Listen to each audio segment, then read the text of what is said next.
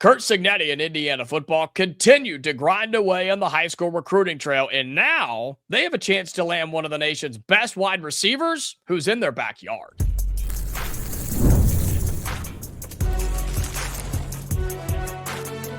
You are Locked On College Crossover, part of the Locked On Podcast Network. Your team every day. Welcome in. It is a Locked On College crossover of Hoosiers and the Portal. I'm your man, Jacob Goins, host of Locked On Hoosiers. He is Brian Smith, host of the Portal Podcast. Thank you so much for making our two shows your first listen or your first watch every single day and making Locked On the nation's #1 sports podcasting network. Today's episode is brought to you by Mazda. We put that same drive into every detail, the wins that define the moment, putting in the work that defines you. Stay tuned for highlights in this week's Moving the Game Forward. There's more to a Mazda because there's more to you. Well, Brian, we're going to talk later in the show about dark horses in the Big Ten next season based off the players they brought in through the transfer portal. Plus, we're going to talk about Indiana's transfer portal additions. There's some names that you want to highlight that Indiana fans should be excited about. But today we start on the high school recruiting trail because we're going to hit on Jalen Brewster, the 5-star D lineman who's committed to Texas Tech, and his commitment has just gone shaky. We'll talk about that in just a moment.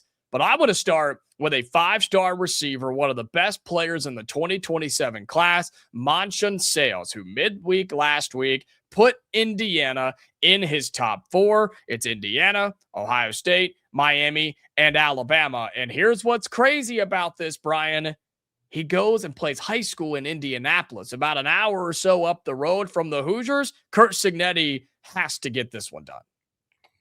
It would be a tough pill to swallow if you lost, in my opinion, the most gifted athlete to come out of Indiana and play in football since Jalen Smith went and played for the Irish a number of years ago. They went to Cowboys and all that. The kid's 6'4 and a half, 210 as of last summer. I don't know what he weighs today, but that's what he got measured in at the Rivals 5-star camp, which was at the Colts facility. So it was local for him. He's just a really big kid that can run really, really fast. Like, he fits the measurables for the NFL draft right now. Like, literally, he's a boundary receiver at the NFL level right now. He has another year of high school left. He's a guy that could do any sport, track, wrestling, baseball, wouldn't make any difference. He's just a gifted player, and he runs by guys that are much smaller than him. That's kind of the final measurement for me. Usually those big guys can't do it. And he's right there. So Indiana's been all over him, but so is Alabama. So is Miami. So is Ohio State. And he's not a kid that does a lot of media. I asked Wilt Fong and other people, like, they all talk to him, but like, he's not really easy to read. But this is, again, one that if you lose him, it's always going to haunt you. Now, for those that don't know, he grew up early in his life in Alabama. So the Tide are a massive threat. Ohio State with receivers. Miami is the team that the Hoosiers just played in the finals, and they've had a few wide receivers over their years. So I get it with any of the 4 picks, but it would be hard for Indiana not to get this one done. It'd be a tough pill to swallow. Yeah, it seems like there's ties to each of those teams. Ohio State producing the receivers they've produced, Miami being in the national championship game. Of course, him growing up not just in Alabama, but has quotes, Brian, about being an Alabama fan. So that doesn't help.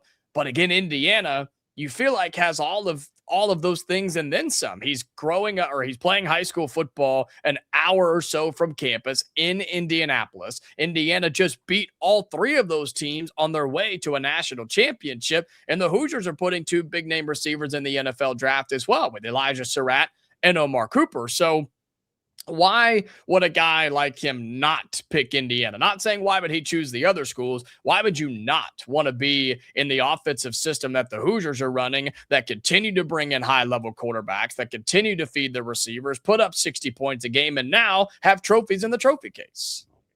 The only thing I can think of is just loyalty to where he was growing up early. I mean, I think it'll be Indiana or Alabama. That's just my opinion. But again, He is not a kid that you're going to read. I don't care if he told you 5 minutes before he went to the podium. He's a guy that's going to make his own decision. So outside of that, I mean, everything you said makes sense, but you're trying to use logic with 17-year-olds. There is that. Yeah. So in high school recruiting in today's era, which is so wishy-washy and can literally change by a phone call 30 seconds before the announcement. So I understand that those variables are there. Sure. I'll just throw it at you. I know a guy that recently decided to go to Ohio State, a portal guy that got offered way more money to go to another school, but he wanted Ohio State's development. Okay, I get it. It's a different position, but I understand. So there could be all kinds of things. Does he feel a certain jive with the receiver coach at Bama or Indiana? Like those little things matter. And it's one of the reasons why, like we'll talk about Brewster here in a minute. If Texas Tech still had the same staff, he'd be firmly committed to the Red Raiders. These little things change. If one of these guys ends up going to the NFL, taking an NFL job, they're in or they're probably out. Yeah. They'll pick coaches over schools too. So there's a lot of play here between now and signing day. I think Indiana's going to recruit him until he signs with somebody regardless. But again, I'm going to pick Bama or Indiana to get this one done. I think it'll be one of those two. A note for Ohio State here that Brian Hartline is no longer in Columbus. That's a big time. That's a big loss for the Buckeyes, who took a head coaching job down south. And so, yes, that's Monshun Sales, the 5-star receiver. I want to hit on Jalen Brewster with you for just a moment because we talked about him late last week when some of the quotes and things came out. He was asked, Brian, about his commitment to Texas Tech because the D-line coach is gone, right? And he was asked about this, and they said, I forget what the exact question was, but they said, how solid is your commitment, and are you fully committed? And he was like, no, I'm not. And again, we're talking about high school kids, but man, that's got to have Texas Tech just stressed to death, and Indiana's going to stay on him until he signs pen to paper with the Red Raiders. I've seen him play live, and just being around him from 10 feet away, like, that is a massive human being. The film is nasty. Oh, yeah. Like he's playing in the heart, the DFW. In my opinion, that's one of the 4 or 5 best cities in the country to play high school football. And he's a very dominant player. He can actually rush the passer as an interior guy. That's the rarest of the rare. There really isn't a category for that because there aren't enough of them to even have a category. It's just, they're outside the normal statistics. So that's why he has every offer in the country. I would be surprised if he didn't at least take an OV. And let me be blunt, based on being around him, what I've heard, this is a recruitment that will probably go the distance. There's no doubt in my mind. This is going to go down. I don't think it'll all be NIL because if it was, he'd still be committed to Tech and firmly. Not like right now, it's in label. He's not really committed as far after you make that statement. Are you really committed? Probably not. No. Probably not. He had a really good relationship with the defensive line coach. That's how it should be. But that guy had another opportunity and he's taken it. Good for him. Not so good for Jalen Brewster. The question now is, when does he take visits? Is he going to take unofficials, official? Like, how is that going to work? Because I'm sure his head is spinning. And again, this is a 5-star D tackle. There are only 2 or 3 of those guys every year. He can call any school in the country and go there. So it's probably a little overwhelming. But Indiana was one of his finalists to begin with. And after winning the national title, you got to take another swing. So can they get him on campus at least one more time unofficially? I think that's the key. If they just get him for an OB, it's going to be hard. You need 2 more visits, one of which obviously would be an unofficial. Quantity matters. So Tech is only like 4.5 hours from him. That's a big advantage. But at the same time, he's still just a plane flight away to get down to Bloomington. So we'll see how that goes. But like you just can't have enough guys like him, man. They're just really rare. Yeah, Indiana trying to flip the 5-star defensive lineman, Jalen Brewster. They're in the hunt for the 5-star receiver, Monshun Sales, who did mention, before we move on, the receiver Sales said he wants to take OVs to all 4 schools. So he wants to go visit Indiana, Miami, Alabama, and Ohio State. So we'll see how that goes. I haven't seen a date on when he plans to commit. I don't think that's been released yet because he does want to take visits. But both of those guys in 2027, and Indiana using every possible thing they have to try and get some of the best players in the country. But they also did that when they went to the transfer portal. They just won a national championship and they're prepared to do it again. We evaluate the portal with our man Brian Smith right after this here on this Locked On Crossover. This crossover of Locked On Hoosiers and Locked On the Portal is brought to you by Indeed. Workplace chaos, deadline stacking up, inbox overflowing, and the one position that you have to fill it's still sitting open. And when the pressure's on and you need the right hire, this is the job for sponsored jobs. Indeed, sponsored jobs helps you reach the people who actually fit what you're looking for: skills, experience, and location. So you're not just hoping that the right candidate stumbles across your post. Here's the stat that you need to know. Okay, in the 60 or so seconds that I'm going to talk to you right now about Indeed, companies like yours have made 27 hires on Indeed, according to Indeed's data worldwide. So if you're hiring, spend less time searching and more time interviewing candidates to check all your boxes with Indeed sponsored jobs. And listeners of this very show, Locked On Hoosiers and Locked On the Portal, you will get a $75 sponsored job credit to help get your job the premium status it deserves at Indeed.com/podcast. Just go to Indeed.com/podcast right now and support our show by saying you heard about it and heard about Indeed on this very podcast. Indeed.com/podcast. Terms and conditions apply. Need to hire? This is a job for Indeed sponsored jobs. All right, welcome back into this Locked On crossover of Hoosiers and the Portal. He is Brian Smith, host of the Portal Podcast, our Portal expert here on the Locked On Podcast Network. I'm your man, Jacob Goins from Locked On Hoosiers. And Brian, I think Indiana did it again. I think they went and just dominated the transfer portal. You've said several times in our sit-downs that they are the best portal evaluators in the country. They just won a national title because of it, and they're well on their way to competing for another one with the guys they brought in this cycle. Yeah, I went through the list and I was trying to figure out, okay, which player or players do I like best on each side of the ball? And I'm arguing with myself. Like it's an awkward thing because they did such a good job at multiple positions last year. Even with some guys, I'm like, well, who's that? Some of the guys they brought in this year, like Nick Marsh, is kind of low-hanging fruit. Josh Hoover. You just take those two guys out of it and still try to decide. It's not easy. Both of the K-State defensive ends. Love them. I mean, Hagel, the guy that came in, for most people don't know about, the defensive tackle from Tulsa, 300-pounder, he has really good stats. And he kind of fits the profile of what they did last year. Is anybody going to say, oh, he's a G6 kid? After what Indiana has done the last 2 years, I don't care. So I think those are important. But my two favorites are Turbo Richard, the running back from BC, and A.J. Harris, the corner from Penn State, not just because they're good, but because they really need them to be good. They lose Pons on defense. Harris was up and down last year for Penn State, but he's got insane amount of talent. I thought he was the best corner in the country coming out a few years back. He's played at Georgia and Penn State. He's been pretty productive, and he's a long, athletic kid. And then Turbo's like, I feel bad for him. Boston College was horrible. They were horrible. Yeah. That guy's a load, and Indiana's offensive line, I think they've got the best coaching in the country up front, and he wouldn't have to be the only guy. He's probably going to run for 750, 800 next year and be a guy that gets a chance to go to the NFL draft. Indiana runs the ball first. Even like, I don't think they threw the ball more than like 31 times or anything like the entire season because they were so balanced. They never had to get into a shootout. Well, we got to throw it 47. No, they didn't. There were games where Fernando didn't even throw it 20 times, Brian. Yeah, they were very consistent with finding different ways to attack you. They knew whether it was inside or outside to the left. They found your weakness and they exploited it. And this is a guy that will also run over you. He's got some pretty good speed, pretty good moves, but he's a really strong guy. He's mature. I think they found two really good guys. I don't know who your favorites are. And again, I don't really count Hoover. I really don't count Marsh. Those are low-hanging. Those are the easy. Yeah, those are the easy answers. But they've got so many other, like Hagel could be a guy that I really like him because, as we mentioned in the last segment, there just aren't any defensive tackles.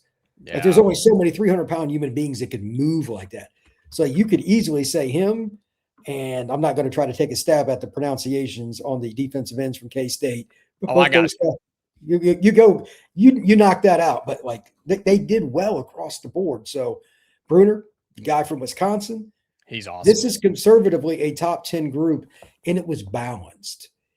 Some teams and they had to, like LSU took 40 guys. Okay, it's the top 4 class. I get it. But they took 40 dudes. Yeah. Your entire roster flipped. Indiana doesn't have to do that. And when you stay under 20, you're in a much better position because there's not as much roster upheaval, not as much turmoil in the locker room, etc.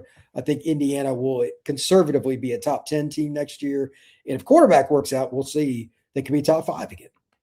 Well, it's so easy to say that a team filled its needs in the transfer portal. And most people would hear that statement and say, well, yeah, isn't that what you're supposed to do? Yeah, but doesn't mean you can do it, right? Doesn't mean that you're going to get capable players and competent players and Big Ten P4 level guys to fill the spots on the offensive line, or like you mentioned, D'Angelo Pons, an all-American NFL corner, or losing two NFL receivers.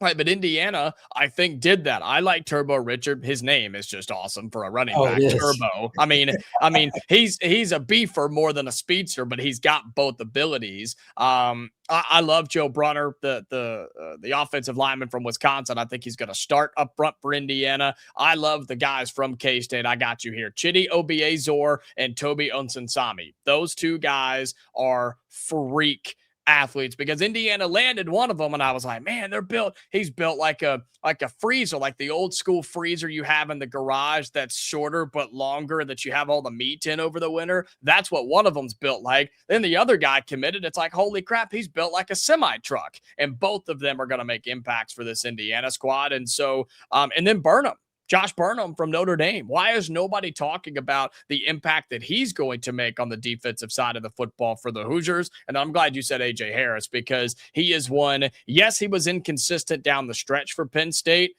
but he's now joining the best defensive staff in the country with Bryant Haynes as his defensive coordinator. I think he's going to be awesome. I think Indiana has completely locked and loaded. Plus the guys that are returning as well. I think some freshmen are going to make some impacts as well. And so I think Indiana's roster, Brian, is national championship good once again. If they can find a way to do it a third year and make it to the playoff, it would be remarkable. But right now, I don't see how I don't project them to make the playoff. Like at minimum, there are injuries. We don't know how the Hoover's going to adjust all that. Like at minimum, they're going to be in the playoff next year. Yeah. They'll be one of just a few teams to have done that. So it's amazing. And look at their schedule too. I mean, Northwestern at home, at Rutgers, at Nebraska. That's how you start Big Ten play. Of course, the first three games are against nobodies. And so Northwestern, at Rutgers, at Nebraska to start the season. Okay, then it starts to beef up. Ohio State comes to Bloomington, which will be really cool. You go to the Big House back-to-back weeks to take on Michigan. We don't know what they're going to be with a new head coach.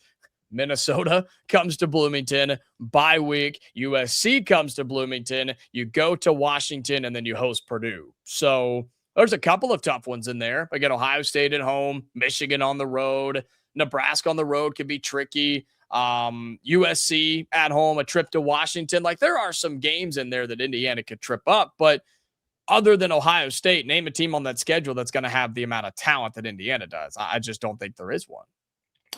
USC would be the closest after that, but it's Lincoln Riley.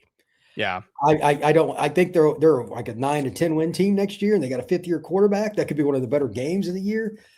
But I don't trust him in big games. That's just my opinion. He's got to prove it. But this portal class was important because they lost Roman Hemby, Omar Cooper, Surratt, Noah Kowski, Pat Coogan, Mendoza, Aiden Fisher, D'Angelo Pons, Lewis Moore. And there's still the whole point that they're even in the discussion to be in preseason top 10 polls. Like, again, if I had to pick, I'd probably put them in my top 5 right now. And again, I know you're putting a lot of faith into Hoover, but they've hit the last 2 years with their portal core.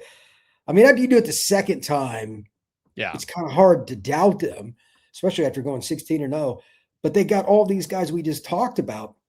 This is a team that, if you want to pick Ohio State ahead of them, I get it. But that'd be the only team in the Big Ten I could see, and they play each other, so that'll take care of itself. This is going to be another great Indiana football team.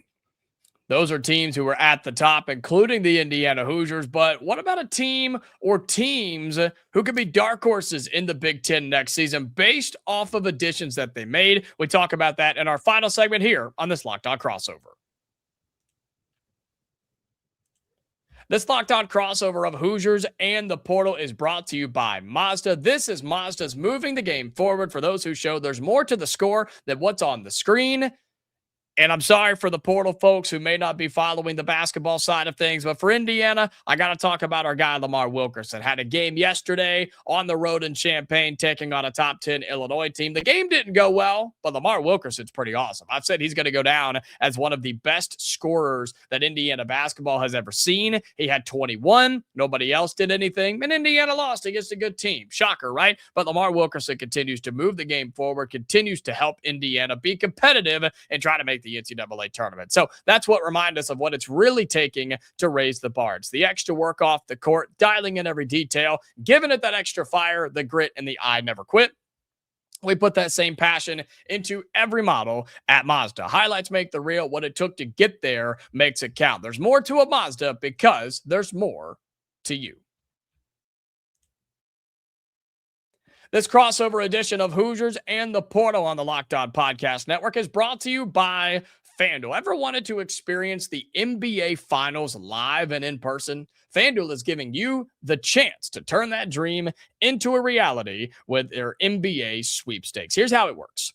Use your profit boost on any NBA future, and you'll automatically be entered for a shot to win an NBA Finals trip for two. That's right. Flights, tickets, the whole experience. So if you're already looking at a futures, right? If you're looking at a team that can kind of make a run coming out of the All-Star break, and you're already looking to do that, now's the time to do it so you can cash in your pick, but you can also get a trip to the NBA Finals. Visit FanDuel.com right now to get started. Use your profit boost on an NBA future and get entered for your chance to win a trip to the NBA Finals. Play your game with FanDuel, the official sports betting partner of the NBA.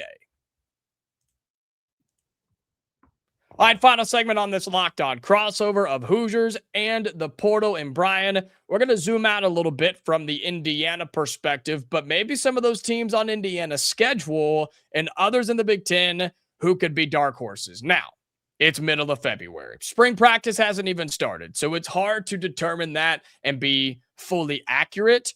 But just based off of rosters and portal additions or even returnees as well, who do you have your eye on in the Big Ten that can make an impact and maybe a team or two folks aren't talking about? The one that I'm most intrigued by for all the wrong reasons, I openly admit it, would be the Washington Huskies. Yes. Yes. I cover the portal every day. And what word should I get? Shenanigans is probably a good one. With the whole DeMond Williams, I am not transferring scenario. I don't know. There's rumors about the Big Ten's wording in the contract and all that made him stop. Here's my question, and this is just the guy that wants to gossip. How does he go back to that locker room and everything be good? Because he's an awesome player. Like that's not in question. When he's on, he's really good. He's still developing and all that, but holy cow, is he talented. They play Indiana and they have some say in some other big games, but like, how does that go? Like they've got some talent and their coach is a good coach. I would be shocked, absolutely shocked, if they don't have a say who kind of makes it to the final. Like maybe they don't beat any, like they're going to take them to the brink or do something. That game up there, Indiana better not screw around. DeMond can run around and make enough plays and make it a game. And he'll probably do that against Oregon, Ohio State, or somebody else too. That's one. Wisconsin, finally, this is hilarious. This is hilarious. Ryan Herrings, I feel bad for him, Locked On Badgers. They didn't spend the last few years. They finally had a booster step, and he's like, screw this. And they went out and got some guys. Yeah. Quarterback from Old Dominion that ran for 179 yards. Well, he's now at Wisconsin. So is he really? Colton Joseph. So wow, I missed that. Okay. Yeah. Interesting. Yeah. He's not an incredible passer, but if you can make corners and safeties miss in space, you're an athlete, and he's that guy. We'll see. They got a few guys in the portal from the receiver ranks that are pretty good. Shamar Rigby, a kid I know from St. Petersburg, etc. This is a kid that could make some noise out there. They don't normally get 6'4", 200-pound receivers. And now they got a quarterback and run around. Maybe they're a team. And then finally, believe it or not, it's Penn State. They got a gazillion transfers. They got Rocco. I don't think they're going to win the league, but their schedule's uber easy. And they got a fifth-year senior quarterbacks coming over with their staff. Again, those are the three teams that I think will annoy people. The only other one I would mention, because I just think it's interesting, is Calandria is going to Nebraska. He was the kid at Virginia. Then he was at UNLV. Yes. He threw for 3,500 last year. I know him. He's another kid from St. Petersburg, Florida, ironically. That's an intriguing team, but they lost their stud running back. Rayola's now in Eugene. Yeah, like, I don't know what, if you, again, this is one of those teams. If you have a day where you don't take them serious, he could spin it. Now he's going to take some stupid chances, but Yeah. he could make it happen. Those are the teams that I have. And the good news here is Purdue won't be one of them. Thank God. No, they will not. And they will be bad as they typically are. They've got basketball. They're doing just fine. I did not know that Colton Joseph went to Wisconsin. How in the world did I miss that again? You mentioned it there briefly. That's the quarterback that opened up the season against Indiana last year and had two big 80-plus yard runs. And Indiana the defense was like, what the hell was that? And the guy is, again, passing, I don't really know, but how about that? I totally missed that. And then, Washington's my team. And I admit, I bought into them last year and they burned me. And guess what? I'm going to do it again. And they're probably going to burn me again. But listen to the teams that they have on their schedule that they're going to have an impact and a say in the Big Ten. USC, Iowa, Nebraska, Penn State, Indiana, and Oregon. Those are big games that Washington has. They don't have Ohio State or Michigan, but they've got a lot of big games on there, a lot of big teams. And then, Wisconsin, I'm in see it to believe it mode with them. At least they'll be a little bit more relevant. But Washington's my team too, man, in terms of teams that are not Indiana, Ohio State, maybe Michigan, Oregon, right? I'm curious on what Michigan does in year one with Kyle Whittingham too. That team, I don't know. He's a great coach. You got Bryce Underwood, but you got two new coordinators. The roster's changed a lot. Yeah. I still need to see what they have at receiver because it was pretty pedestrian. The March kid they'd brought in last year, they had a true freshman by midseason that was definitively their best receiver. Not good. So I think they'll be a good team, but they'll probably be better on the back half because they're going to have to be ground and pound, even with Bryce. So teams that have a good front like Indiana does and have a coordinator like Haynes, I need to see Michigan prove it. But if you let Bryce run around, again, it's the same thing. His arm strength is grotesque. So they can be a threat. They'll beat somebody. It won't be Ohio State or Indiana, I don't think, but they'll beat somebody. You're like, oh, that's kind of where they are in year one. I think it'll be year two before you hear much from Michigan, though.